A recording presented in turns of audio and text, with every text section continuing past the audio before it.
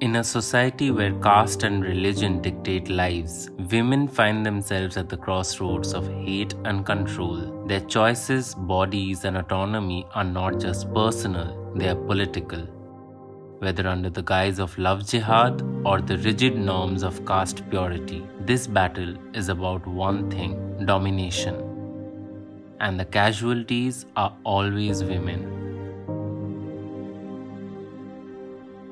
Caste and religion are deeply embedded in the Indian psyche, but their intersection with patriarchy is rarely questioned. From ancient scriptures to modern day laws, women have been burdened with carrying family honor defined by caste purity and religious identity.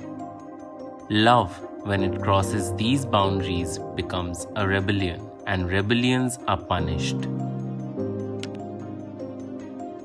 The concept of love jihad has been weaponized to criminalize interfaith love, with Muslim men painted as predators and Hindu women portrayed as vulnerable victims.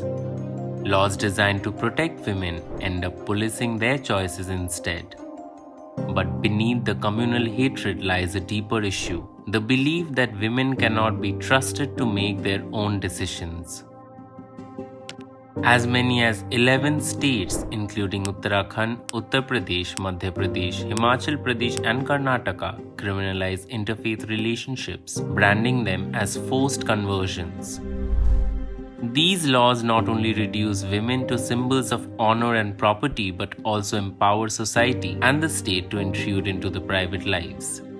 States like Uttarakhand and Himachal Pradesh have introduced stringent sections in these laws under the guise of preventing forced conversions, but these laws disproportionately target interfaith couples, criminalizing personal choices and violating fundamental freedoms.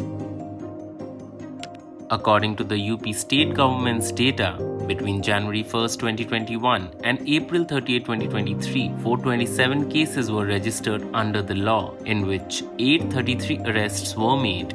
Many cases lacked evidence of coercion or fraud as mandated by law.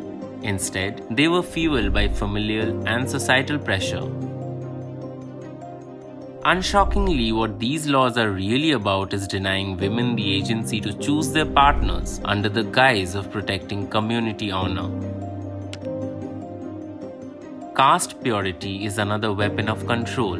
Women who dare to marry across caste lines are seen as threats to societal order. Honor killings, murders justified by the so-called dishonor women bring to their families, are a brutal reminder of how deeply rooted this belief is. Decades ago in Lata Singh vs. State of Uttar Pradesh, in 2006, the Supreme Court called honor killings a flagrant violation of constitutional rights. Yet, the killings persist, supported by caste councils and complicit authorities.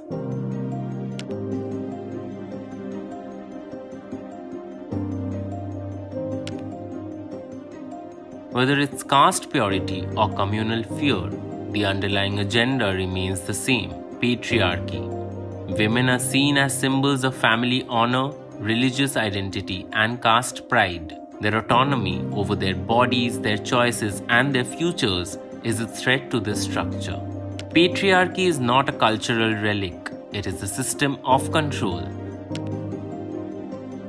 In this climate, the judiciary has often been a lone voice of reason, reaffirming constitutional values. For example, in Shafeen Jahan vs. Ashokan KM, the Supreme Court upheld a Hindu-born medical student's right to marry a person of her choice, asserting that choice is the essence of personal liberty. Yet laws and social norms continue to challenge this fundamental right. While the major challenge to these love jihad laws lay pending in the Supreme Court for 3.5 years, in June 2024, the Allahabad High Court, in a ruling, held that marriage is a personal matter beyond the reach of the state, correcting earlier verdicts in the same court. Before this ruling, couples of interfaith marriages had been penalized here. Moreover, the Bombay High Court recently quoted the words of American civil rights icon Maya Angelou while granting permission for a Hindu girl to continue her live-in relationship with a Muslim boy. Observing that love recognizes no barriers, the court emphasized that love transcends societal divides, reaffirming the right to individual choice in relationships. While the judiciary remains a key defender of constitutional morality, its power is only as strong as its enforcement. Despite the oppression, women keep fighting back. Through protests, legal battle, and sheer resilience, they continue to reclaim their rights. Organizations like CJP have meticulously tracked cases of hate on women nationwide, ensuring that those who perpetrate violence and control are held accountable. From challenging honor killings to supporting interfaith and intercaste couples, efforts from civil society, women's rights groups, and human rights groups like CJP are a lifeline to many.